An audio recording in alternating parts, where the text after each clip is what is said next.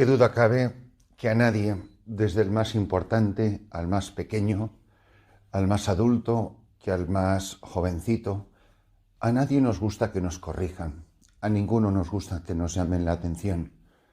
No nos gustan los mandatos, no nos gusta obedecer. A todos nos sale de vez en cuando el espíritu rebelde, que en definitiva es la soberbia de la serpiente primigenia que quiere apartarnos del querer de Dios. Y sin duda, el Adviento, con todos sus matices diferentes, uno de ellos es precisamente prepararnos a la obediencia de María, a la obediencia de Juan el Bautista y, por supuesto, a la obediencia del Hijo de Dios, que aprendió sufriendo a obedecer, nos dice la carta a los Hebreos. Por lo tanto, la liturgia de la palabra de Dios es hoy una llamada de atención, para que nos revisemos, para que nos miremos en el corazón y nos preguntemos si de verdad estamos dispuestos a vivir en obediencia. Es decir, creer que para mí la vida es dada por el Padre, es vivir en obediencia al Padre, que yo no sé lo que es el mañana, que yo no sé lo que es bueno para mí. Y sin embargo, muchas veces yo decido para mí e incluso tengo la osadía de decidir para los demás, como muchas veces hacen los padres sobre los hijos, o podemos hacer los sacerdotes o los obispos en diferentes ocasiones, como si nosotros supiéramos siempre lo que es bueno, lo que es malo, para mí y para los demás. Mirad la fuerza de las palabras de esta mañana en el profeta Isaías capítulo 48. Así dice el Señor tu Redentor, el Santo de Israel: yo, el Señor tu Dios, te enseño para tu bien. ¿Cuánto nos cuesta ser enseñados y cuánto nos cuesta y cuánto nos gusta enseñar a los demás? Yo te enseño para tu bien, te guío por el camino que sigues. Si hubieras atendido a mis mandatos, sería tu paz como un río, tu justicia como las olas del mar. Tu progenie sería como arena, como sus granos los vástagos de tus entrañas. Tu nombre no sería aniquilado, ni destruido ante mí. Volvemos sobre las palabras más importantes. Te enseño para tu bien, te guío por el camino que sigues, si hubieras atendido a mis mandatos. Qué diferente hubiera sido nuestra vida si siempre hubiésemos vivido en obediencia de amor a Dios. Es a lo que viene Jesús a este mundo, a obedecer y a enseñar a obedecer, que es lo mismo que amar y enseñar a amar. No obedezco porque yo no creo que Dios me ama siempre. Yo no creo que mi felicidad está en hacer su voluntad. Y yo muchas veces no sé cuál es su voluntad. Por supuesto que todo lo que es obligatorio es expresión de la voluntad de Dios. Esto se ve fácilmente, pues en el ejemplo obvio de los 10 mandamientos o los preceptos de la Iglesia, en fin, y otras enseñanzas que fácilmente se derivan de la palabra de Dios, del magisterio de la Iglesia. Pero no es menos cierto, estaréis todos de acuerdo seguro, que a veces no es tan fácil saber qué es lo que Dios quiere. Que muchas veces el ser humano se encuentra en un cruce de caminos. No sabe bien. Es más, a veces el querer de Dios, la voluntad de Dios, se nos presenta como incomprensible, como, me atrevo a decir, irracional, muy difícil de aceptar. Esto es lo que veremos en las expresiones de la palabra de Dios. Lo veremos cuando Dios nos sale al encuentro como la Santísima Virgen María. Ella no duda de que el ángel es real.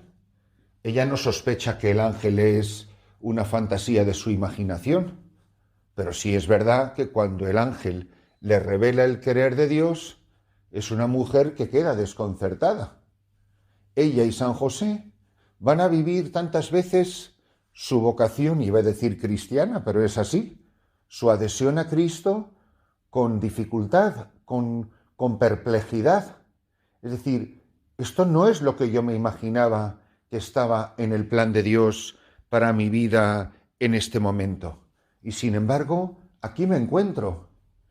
Los relatos de la infancia no pueden de ser más chocantes, desde la Anunciación a la persecución de Herodes, a la presentación en el templo y en los diálogos con Simeón y con Ana la profetisa. Y ya dice, se preguntaban, ¿qué será de este muchacho? ¿Qué va a ser de este niño? No digamos cuando se pierde en el templo y ellos mismos interrogan a Jesucristo, ¿cómo puede ser esto? ¿Por qué nos has tratado así? Es el hombre, la mujer, que se siente desconcertado por el trato que Dios le dispensa.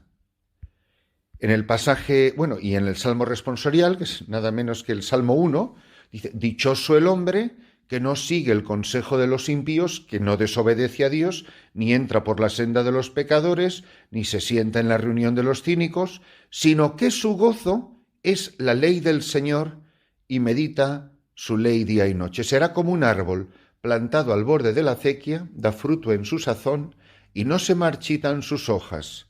Y cuanto emprende, tiene buen fin. ¿Qué pasa con el desobediente? No así los impíos, no así. Serán paja que arrebata el viento. Porque el Señor protege el camino de los justos, pero el camino de los impíos, la vida de los desobedientes, acaba mal.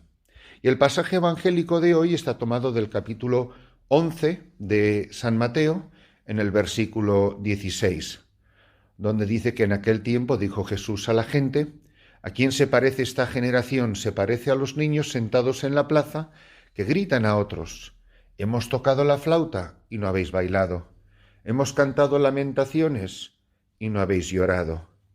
Porque vino Juan, que ni comía ni bebía, y dicen, tiene un demonio. Vino el Hijo del Hombre, que come y bebe, y dicen, ahí tenéis a un comilón y borracho, amigo de publicanos y pecadores.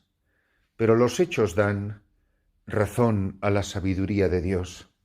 Mirad, Dios nos ha tratado tantas veces a lo largo del camino de sacarnos de la modorra espiritual en la que vivimos, de estar adormilados, adormecidos, de estar anestesiados espiritualmente.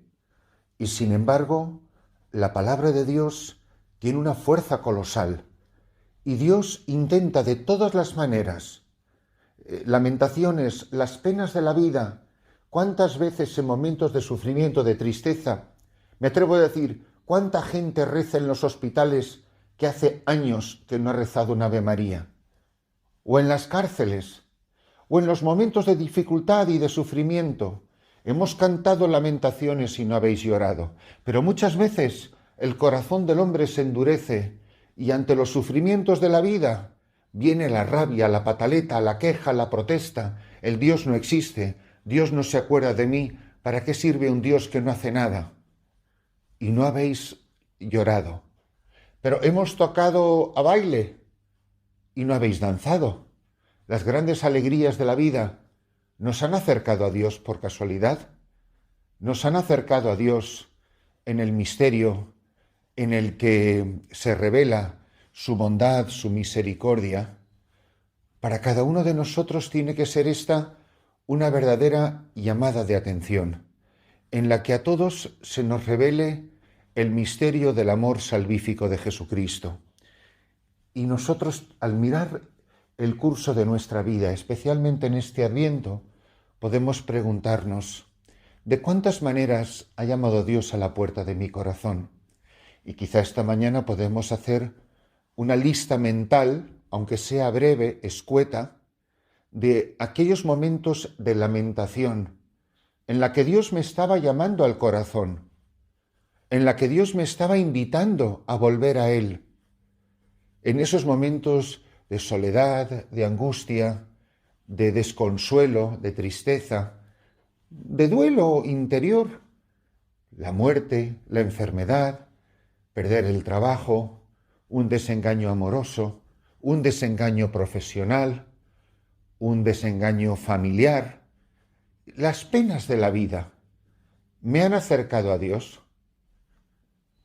O al contrario, cuántos momentos de inmensa alegría, cuántos momentos de inmenso gozo, cuántos momentos en los que Dios, dicen popularmente los jóvenes, cuando Dios se ha pasado conmigo, cuando Dios se ha desbordado en bondad y en misericordia.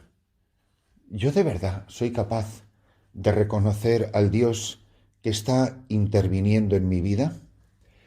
Que la celebración de esta misa, de este tiempo de Adviento, sea una llamada de atención para recordarme que es muy posible que, aunque Jesús diga yo soy el camino, yo ahora mismo esté viviendo en rebeldía, en desobediencia, en desatención a la palabra de Dios.